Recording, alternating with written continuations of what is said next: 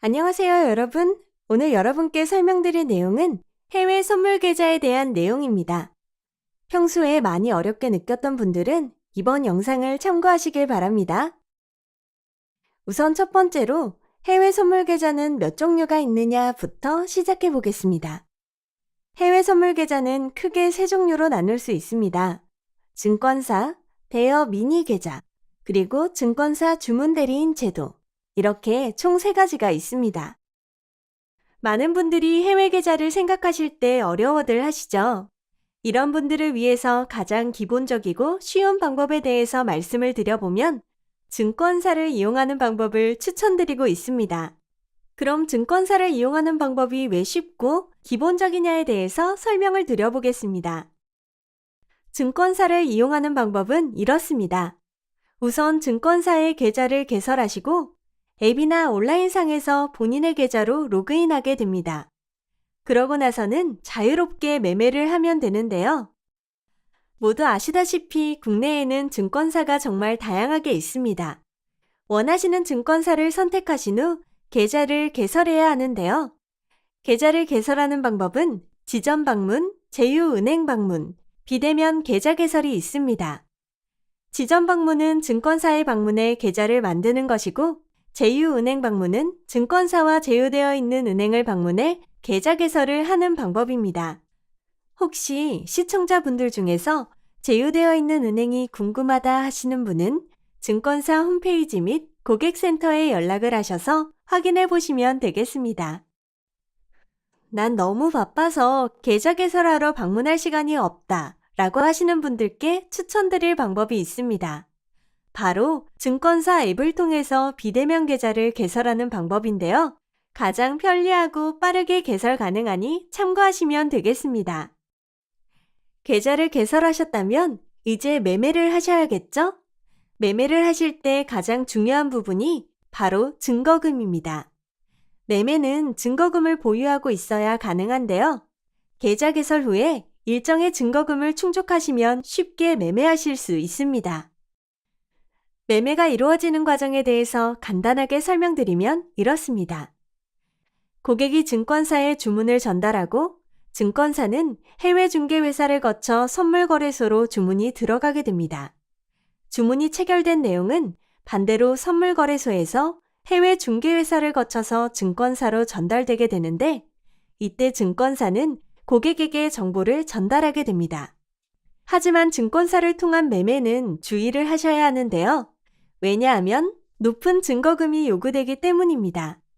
사실 투자금에 여유가 없거나 소액으로만 거래하시는 분들은 조금은 거래하기가 불편할 수 있겠다고 생각하실 수 있겠는데요. 이런 분들은 대여 미니 또는 주문 대리인을 통해 부담되는 증거금을 낮춰서 거래하고 있습니다. 대여 미니 업체? 조금 낯선 분들이 계실 것 같은데요. 그러면 천천히 한번 알아보겠습니다. 먼저 대여 미니 업체, 어떻게 이용하는 걸까요? 제가 먼저 강조드리고 싶은 내용은 대여 미니 업체는 실제 주문이 들어가는 게 아니라는 부분입니다. 보시는 것처럼 증권사에 실제 주문을 넣지 않은 상황이기 때문에 실제로 거래가 이루어질 수가 없다고 생각하시면 되겠습니다. 증권사에 실제 주문을 넣기 위해서는 증권사 프로그램과 증권사 계좌를 이용해야 합니다. 즉, 대여 미니 업체에서 말하는 증거금 30에서 50만 원을 기반으로 한 거래는 실제 거래가 되는 선물 거래가 아니라고 말씀드릴 수 있습니다. 여러분들이 조금 더 이해하시기 쉽게 설명을 드리면 여러분들 사설 도박장 아시죠? 그 사설 도박장을 생각하시면 이해하기 쉬우실 거라고 생각이 되는데요. 증권사 프로그램을 모방해서 만든 자체 프로그램으로 해외 선물이라는 틀을 베껴서 만든 사설 도박장과 같은 개념이라고 생각해 주시면 됩니다. 증권사의 신호, 즉 차트와 호가창의 움직임만 따라하고 실제 주문이 전달되지 않습니다. 간혹 가다가 대여와 미니가 다르다고 말하는 분들이 있는데 엄연하게 똑같다고 말씀드릴 수 있습니다. 자, 그러면 실제 주문이 들어가고 안 들어가고는 어떤 차이가 있길래 제가 이렇게 강조를 하는 걸까요? 바로 안전성의 차이입니다. 선물 거래는 조직화된 거래소를 통하여 공식적으로 이루어지는 거래입니다.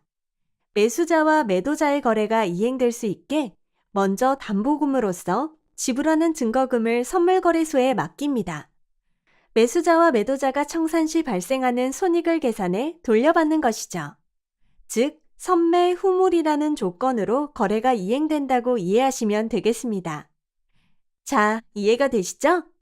이는 선물거래소에서 책임을 지고 있기 때문에 안전한 거래가 가능하다고 말씀드릴 수 있겠네요.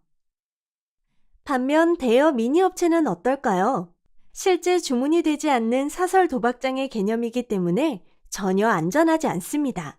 정말 많이 위험하죠. 그럼 쉽게 예를 들어 보겠습니다. 대여 미니업체를 이용하는 A가 수익을 보게 되면 어떻게 될까요? 실제 거래가 이루어지는 게 아니기 때문에 업체 측에서 A에게 수익금을 지불해야 합니다. 반대로 A가 손실을 보게 되면 어떻게 될까요? A가 보는 손실은 모두 업체 측의 수익으로 들어갑니다. 조금 과장해서 말씀을 드리면 고객과 업체의 싸움이라고까지 볼 수가 있는데요. 게임 운영진과 다름없는 업체를 고객이 이길 확률은 얼마나 될까요? 네, 그렇죠. 거의 없다고 볼 수 있습니다. 간혹 수익을 보시는 분들도 물론 있습니다. 하지만 그렇더라도 공식적인 거래가 아닌 사설로 운영하기 때문에 쉽게 먹튀를 당하는 사례가 많다는 거 알고 계셨나요? 업체명만 바꿔 다시 운영하면 되는 쉬운 조건 때문에 대여 미니에서는 크게 손해를 보는 게 없게 되는 겁니다. 어떠세요, 여러분? 대여 미니 업체 이용하시면 안 되겠죠? 많은 분들이 이런 사실을 잘 모르시고 대여 미니를 이용하고 계십니다. 이런 분들께 안전하고 소액으로 투자할 수 있는 방법을 말씀드리면 바로 선물거래소에서 실제 주문이 들어가는 주문대리인 제도를 제안드립니다. 주문대리인을 쉽게 설명드리자면 A가 만들어 놓은 증권사 계좌를 합법적으로 B에게 이 계좌의 매매 권리를 드리는 방법입니다. 말 그대로 주문대리인을 만드는 거로 이해하시면 되겠습니다. 이 방법을 이용해서 실제 증권사에서 거래를 할 수 있고 주문대리인 제도를 활용해 투자금을 지원받아 법적으로 문제없이 소액으로 선물 거래를 할 수 있는 겁니다. 실제 증권사 계좌를 이용하기 때문에 해당 증권사 홈페이지에서 HTS, MTS 거래 프로그램을 직접 받아 로그인하셔서 거래하시면 됩니다.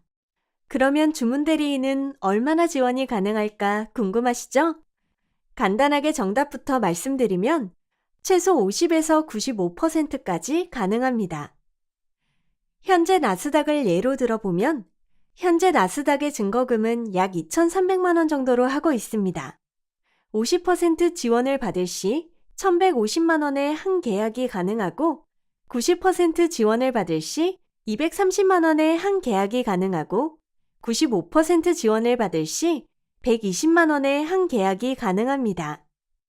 예를 들어 본인이 나스닥에 투자를 하고 싶지만 투자금이 부족해 220만 원밖에 없다면 주문대리인을 통해 투자금을 지원받아 220만 원으로도 나스닥 한 계약을 할 수 있는 겁니다.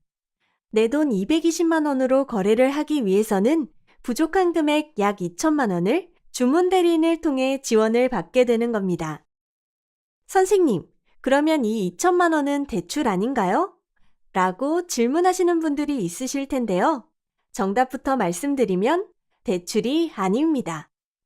대출이 아니기 때문에 기록이 생기지 않으며 대출이자 또한 발생하지 않습니다. 기본적으로 대출은 부족한 금액을 빌리는 것으로 대출금 모두를 사용할 수가 있지만 주문대리인은 개념이 전혀 다릅니다. 지원받은 투자금은 손실이 발생하면 안 되겠죠. 그래서 로스컷을 투자금에 비례해서 잡아 지원받은 금액을 직접 사용하는 것이 아닙니다.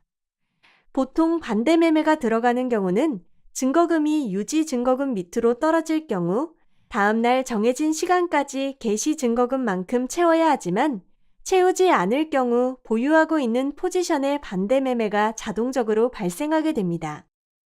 또 다른 경우를 말씀드리면 변동성이 심해 평가 예탁 잔고가 20% 미만으로 남았을 경우 추가 입금을 하지 않으면 거래 불이행을 막기 위해 또 반대 매매가 발생하게 됩니다. 하지만 주문 대리인을 이용할 경우 투자금의 105%를 기준으로 로스컷을 잡기 때문에 2천만 원 지원을 받았다면 2,000 곱하기 105%는 2,100만 원이 로스컷으로 잡혀 2,100만 원 밑으로 손실을 볼 경우 반대 매매가 발생합니다. 주문 대리인을 조금 더 쉽게 설명드리자면 소액으로 포지션 진입이 가능하게 해주는 시스템이라고 생각해 주시면 됩니다. 실제 내가 입금한 금액만큼만 거래가 가능하고 지원받은 금액은 포지션 진입에만 이용이 가능해 실제 본인이 운영할 수 있는 금액은 아니라고 말씀드릴 수 있겠습니다. 그러면 여기서 증거금 지원은 얼마나 되나요? 라고 물어보시는 분들이 있는데요. 증거금 지원 한도는 업체마다 다르기 때문에 해당 업체 담당자와 협의를 진행하셔야 합니다. 요즘은 주문 대리인 제도를 거래 계약수를 늘려서 높은 수익을 얻기 위해 이용하는 분들도 많습니다. 예를 들어 2,300만 원으로 나스닥 한 계약을 진행할 수 있지만 주문 대리인 제도를 이용해 거래한다면 90% 기준 본인 자본 2,300만 원과 레버리지 2억 원을 활용해 2,300만 원으로 나스닥 10계약을 들어갈 수 있습니다. 한 계약 들어갈 금액으로 10계약까지 들어가서 수익 시 10배 높은 수익을 기대할 수 있어 레버리지 효과를 극대화할 수 있습니다. 하지만 이는 정말 잘하는 분들만 하셔야 한다는 점 말씀드립니다. 투자금 지원에 대해서 한 가지 팁을 드리면 투자금 지원을 이용하고 있는 도중에도 늘리거나 줄이는 게 가능하다는 점인데요. 4천만 원 지원을 받고 거래하다가 2천만 원으로 줄일 수 있고 2천만 원 지원을 받고 거래하다가 4천만 원으로 늘릴 수 있습니다. 만약에 거래를 하고 있는데 갑자기 로스컷이 발생했다라면 두 가지 방법으로 대응할 수가 있겠습니다. 계속 거래를 위해 입금을 하는 방법과 거래를 중지하고 남은 금액을 출금하시면 됩니다. 주문 대리인 제도는 이용 절차는 복잡하지 않기 때문에 당일 바로 이용할 수 있습니다. 여러 가지 내용들을 자세하게 살펴보고 있는데요. 남은 시간 동안 증권사, 대여, 미니업체, 주문 대리인을 비교해 보겠습니다. 주의 깊게 살펴보시고 적합한 방법을 잘 선택하셔서 현명한 투자 진행하시길 바라겠습니다. 증권사, 투자금에 여유가 있다면 당연히 증권사를 통해 본인 계좌로 이용하시는 게 제일 좋습니다. 대여, 미니업체, 자체 프로그램의 가상 계좌로 거래하기 때문에 실제 주문이 들어가지 않고 먹튀가 발생하기 때문에 절대 이용하시면 안 됩니다. 주문 대리인 제도, 투자금에 여유가 없거나 소액 투자를 하고 싶다면 이용하시는 게 좋습니다. 또한 증권사를 이용할 만큼의 여유가 있지만 레버리지 효과를 극대화하고 싶다면 이용하시는 게 좋습니다. 오늘 영상 어떠셨나요? 어렵게만 느껴졌던 선물 계좌, 이제 좀 쉽게 느껴지시나요? 영상에서 말씀드린 각종 정보들을 잘 활용하셔서 현명하고 수익 많이 보는 매매하시길 바라겠습니다. 유익하고 재미있으셨다면 구독과 좋아요 부탁드리겠습니다.